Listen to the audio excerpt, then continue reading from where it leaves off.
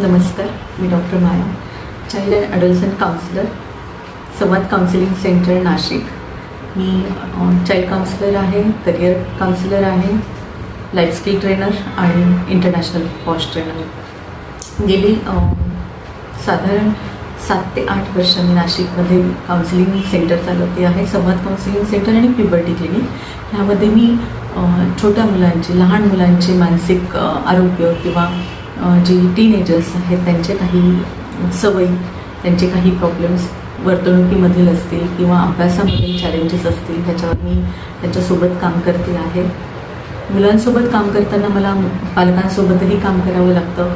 पालकांचेही काही कन्सर्न असतात मुलांच्या बाबतीमध्ये, त्याच्यावरही माझं काम असतं.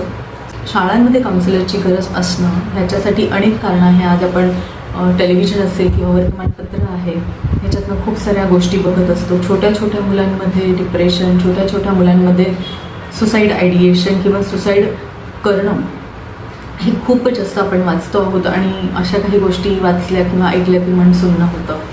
खरोखर हे खूप भीतीदायक आहे.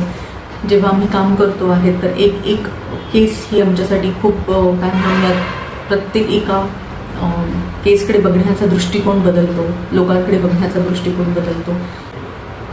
कोविडनंतर सगळ्यात जास्त केसेस ह्या मुलांच्या ज्या आलेल्या आहेत त्या आहे गॅजेट ॲडिक्शनच्या. नको ते व्हिडिओज बघणं आणि त्याच्यानंतर मुलांच्या किंवा पालकांच्या मानसिक आजारांमध्ये बदल झालेला आहे, आरोग्यामध्ये बदल झालेला आहे.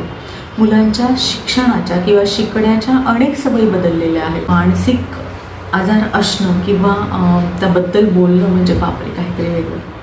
सो ह्याच्या काही समज गैरसमज आहे ह्याच्याच विषयांवर आपण माझ्या यूट्यूब चॅनलच्या माध्यमातून बोलणार आहोत.